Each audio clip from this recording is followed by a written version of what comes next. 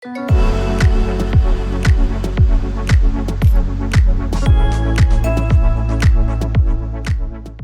again everyone, it's me, MadameMacabre, and welcome to another video. You guys can already see that once again I have my brother, Natural Wizard, here with us. Hello everybody. So you guys really seemed to enjoy seeing his reactions to some of the classic Creepypasta characters last time, so much so that there was an encore call. So we think we're gonna dive into some more of those Creepypastas today.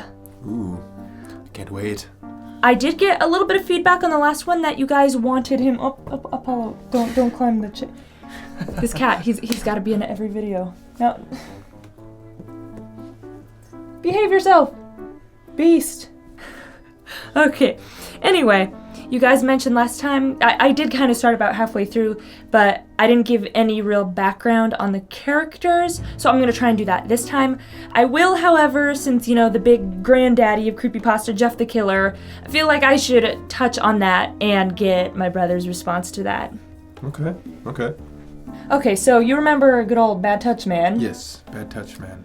Okay, well, Jeff the Killer. So the background on this guy is, in the original story, now mind you, this story has aged really, really badly, but back when it first was going around, it was one of those, like, viral copy-pastas that was spread through email and, like, chain messages, and it was really scary for people, and it had this, like, disturbing, like, Photoshop picture thing, but basically it was, Jeff was, like, this, I think he was, like, 13 or something, 13-year-old, who, this is a very brief synopsis. Okay. He's like a 13-year-old who was bullied, and the way he got, like, it's like, it sounds really dumb when you try and explain it. So he was bullied, and like he feels this darkness growing inside of him. Okay. And then at a birthday party, the bullies, they come, and the reason he looks the way he does is apparently, because again, this is an old pasta. They didn't know how chemistry, how one chemistries.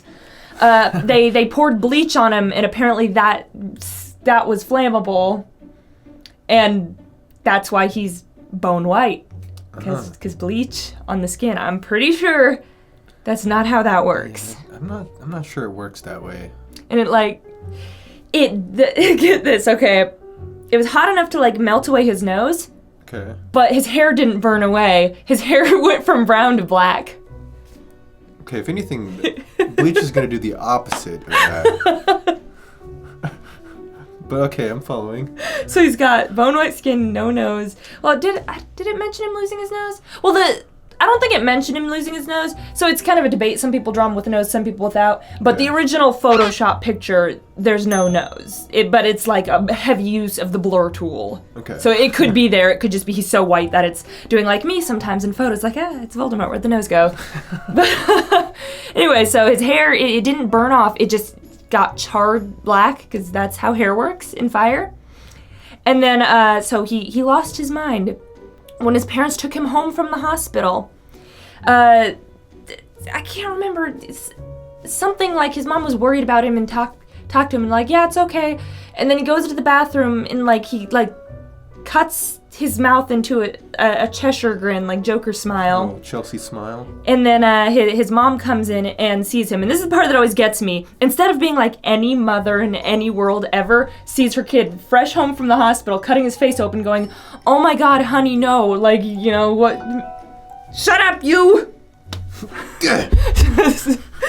Instead of being normal and concerned for her child, like, oh my God, we need to get him back to the hospital, her response is, honey, get the shotgun. Seems logical, but unlikely. Mommy, you lied. Then he kills his family and then runs away, and now he's the ominous unknown killer at large. Ooh. Okay,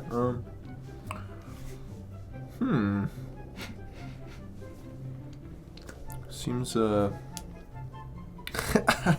don't know what to say with that. I mean, it's like, the story's like 8 or 9 years old now, so back at the time it came out, it was really spooky, but the quality of online horror that gets put out there nowadays is like published book level compared to like, this is old and clunky. Yeah. Like, it did not age well. I mean, I guess like my questions about that would be like, he got bullied, and he goes crazy, so he turns around and kills his family, not the bullies. And he also kills his big brother, which, like, in the story, like, he stands up for him and, like, takes the fall for him and all this stuff. Okay. So he kills his biggest ally, too. It's... And then people made, like, spin-off pastas where they made his brother come back to life, and now he's Homicidal Lou. Homicidal Lou. Don't take that story to the UK. They'd be like, Homicidal Lou? What? That makes no sense. Okay, but there was like a phase back in the early days of Creepypasta where everything had to fit into the Jeff the Killer universe, or it had to be based off of it, so it would be the killer or homicidal or very similar backstories. There's a ton of that from back in the early days. It was a trip. Okay. But we're just going, and we haven't even touched into this week's stories. We probably won't get as in-depth for this video for the rest of the creepypastas. We just needed a little bit of a little sidetrack adventure for Jeff the Killer, considering he's like one of the biggest, earliest creepypastas, and he deserved that train wreck. And let's be honest, some of the other early creepypastas have slightly better written stories. Also, I just noticed you're wearing a Kakashi shirt. Yes, it is Kakashi-sensei. Everyone in the comments is like, I learned that you guys watch anime from this. Oh, yeah. Was I the one that got you to watch Naruto? Yes. Okay, so that's that. Yes, and I was not expecting it to be as good as it is, but I quickly became a big fan. Okay, now we're already 8 minutes in, but I'll edit a bunch of stuff. Okay. Shorter. Okay, now let's actually get on to today's videos list. So the first up, we have this one, which is... It's like a human Cubone. And then there is another artwork of it. Oh, that's pretty cool. Get like a cannonball to the chest. Okay, any names for this guy? Maybe like CrossFit Angel Gun or Mamanga from Overlord. Oh my gosh. Well, this one is Hobo Heart. Hobo Heart. Okay. And this one, his author is also the artist who did this. He's a really nice guy. Backstory, so I don't get told off. Hobo Heart is, I believe it's this thing called a Gemberling, which it's like kind of what I get from it is almost like a voodoo vibe. He's been Frankensteined together by like a magic creator. Okay. And he is bound to this like tree that keeps, like, it eats or keeps away evil spirits, but in order to keep the tree powered, he has to go out and collect hearts that are human hearts that are filled, like depressed, sad people filled with sadness. He rips out their hearts and feeds them to the tree, and the tree sustains itself on the sadness in the hearts to keep doing what it's supposed to. It's pretty gory. It's a pretty deep and complex storyline for what you usually get with he was bullied, so he stabbed people. Yeah. It's a good story. All right. Next up, we have this one.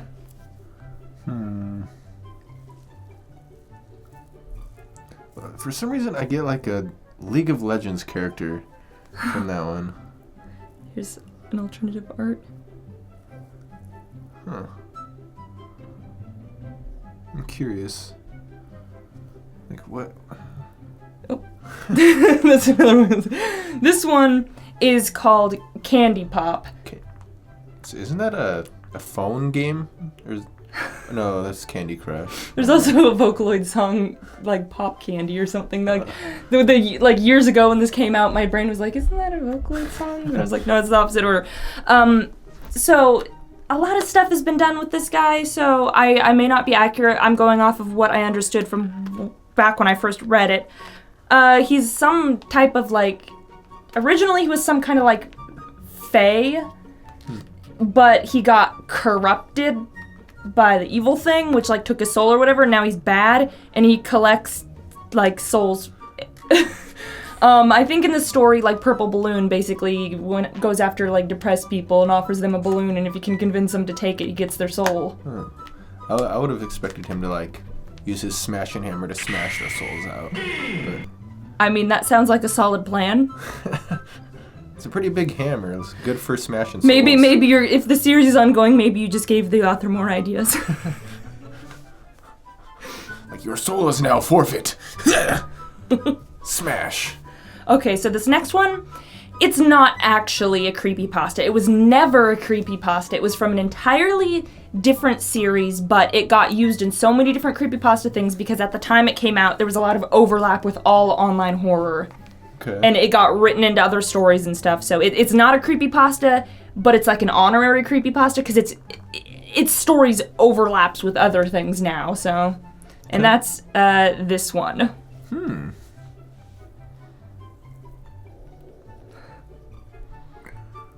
Is that a... I don't know, it looks... He's from like a black metal band or something? So, this is one that is affectionately referred to as Masky. Masky? It's from an ARG, a video series called Marble Hornets. It's one of the original Slender Man video series. Okay. So it's shot like it's a found footage documentary. Gotcha. And Masky is actually... I don't want to spoil too much stuff in case you actually want to watch it, because it is very good. But he's essentially a proxy to Slender Man. And that's where the whole proxy thing... Everyone wants to make proxies now. That's where it got started from, because they're like humans that basically get like brainwashed and like they black out and they serve Slender Man without realizing they're doing it. Okay. In the same vein as that, there's another proxy, which it's hard finding good pictures of it because it's stills from the thing that's Hoodie. It's like a frowny face on it. Like, they didn't have the highest budget back when they were making this, okay? Okay. That's some top tier cosplay right there. And then it's been turned into like used in other stuff, so they've been drawn a lot and then like pulled into things. So are they like real people essentially in the creepypasta? They're not. Or are they like monsters? They're from Marble Hornets. Oh. So they're actual people in this video series. Okay. But they have also been written into like people like, I want to make a proxy, so I'm gonna write my creepypasta story, and then they're gonna be friends with Masky and Hoodie, and so they just kind of got like woven into creepypasta without ever actually being a creepypasta. Okay. But people will think of them as creepypastas now because they've been crossed over and lots of other things. Okay, let's see. Okay, moving on to the next one. Alrighty then. I didn't know Ryuk was a creepypasta. What's up with that nose? Could put an eye out with that. There's someone drew it. Okay, this one is called Laughing Jack. Laughing Jack. Yeah, he certainly made me laugh. Yeah. He's got some long, stretchy arms. That's another bad touch, man. Yeah. I don't... Like, he's got that weird, like... The nose almost reminds me of, like, the old school Ronald McDonald where it was just, like, a cup. Oh my god. I don't know. I don't know how I feel about that one. So Laughing Jack, it started out as like, I remember it's been years. He's like, started out good as like an imaginary friend type situation where he's all bright and colorful, and then like his creator forgot about him. And then like through sadness or depression, like his colors drained away, and now he's bad and he wants to kill kids. Oh. Wow. How about you go to therapy? Okay, here's one.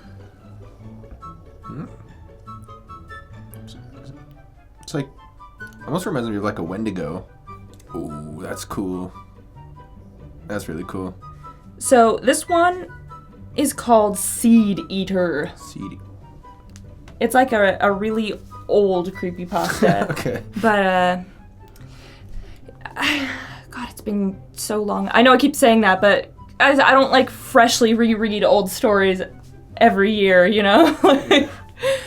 Seed Eater, I believe, wants to eat the youth out of children, and usually it will, like, attach itself to, like, a weaker-willed adult human and use them to get the kids. Okay. Okay, this one. Oh, dear. Oh, my. Looks like a new generation of Pokemon that was not greenlit. And then here's a slightly better, like, spooky image of him. Oh my gosh. What? This one's Bob. Oh, that's Bob, okay. Bob. Beastly Obscene Beast, I believe. Or Brutal Obscene Beast. I don't remember. It's an acronym. But he's kind of funny looking. He kind of looks like a blobfish. I mean, it's funny, like, I mean, if this was running at me in the woods, I would be freaked out. Yeah. He doesn't have arms, though, so it'd be pretty easy to kind of just... Apparently, like, he's, like, really flexible with his legs, and he's got, like, really sharp toenails, and he can, like, disembowel you with his feet. Oh. Well, that's not very pleasant. Yeah, he's fast and overpowered. His backstory is that he's, like, I don't know if he was, like, intended to be an SCP, but he's kind of like an escaped science-like experiment. Oh. He's similar to the Rake, but he's like the failed one. Where the Rake is like stealthy and can get you with like his sharp little pokey fingers. His touching fingers. Yeah. Bob, he just like kicks your door down and stomps you to death. Oh. So. A little bit more cumbersome. Yeah. Okay, and for today's video, since it's going on quite a bit, because we just keep screwing around, but I'm sure you guys don't mind that, the last one for today is this guy. That reminds me of something, I can't remember what anime, but it reminds me of something from an anime. It does kind of like give that the mask. I think it might be, it's not No Face, it's, I think it might be a Studio Ghibli movie or something. Here's another one. He looks pleased with his artwork. Yeah. Looks very pleased. Like, I did a smiley face. This one is Bloody Painter. Does he paint with blood? Yeah, how did you know? It was just a guess. So this guy, he was a student. Once again, like you'll notice a lot of people in these older pastas, it revolves around like probably a lot of the experiences they go through. A lot of them have like bullying, and it's like their personal revenge thing. Like you'll notice, I believe Tiki Toby dealt with bullying, got revenge. Jeff dealt with bullying, got revenge. Bloody Painter did. So there's a theme, but so in that sense, it's kind of interesting to look at because for teenagers, it's like a good outlet for them to creatively write it without like snapping and going hatred on people. Yeah.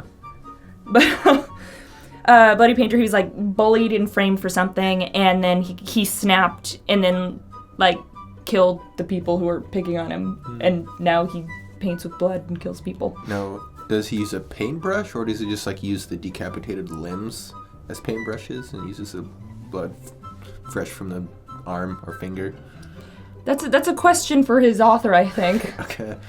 That goes into the deep meta of his painting methods. I assumed he used brushes, but that could give you a lot more feeling into the canvas. Yeah, that picture. Just slap the decapitated head right onto it. Yeah, because that picture you showed me where he's all proud of his painting, it didn't look like it was used with the brush. It looked like it was used with like a chopped off arm or something. Yeah.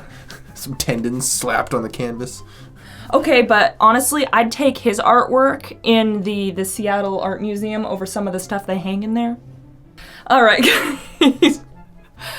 I hope you guys enjoyed that video. We've gone on for quite a while, so we're gonna go ahead and cut it off here. I'd like to, in the future, maybe gather some troll pastas, because that'd be real interesting.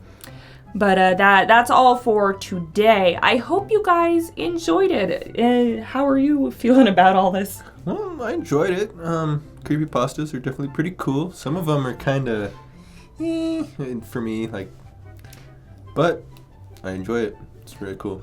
Well, I think that's the thing with creepypasta. Through its evolution, you don't really get many creepypasta characters anymore.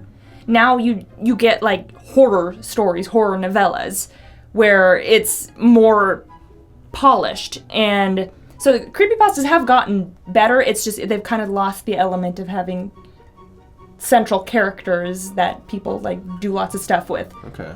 But I mean, not to say that's for the better or for the worse. It's just sort of what's happened along the evolution. But yeah, I hope you guys enjoyed today's video. That is all we have for this time. I will catch you all next time. And be sure to check out, I'm doing another collaboration over on Natural Wizard's channel right after this. So feel free to hop over to his channel and check that out. Anyway, until next time, stay creepy. Toodles.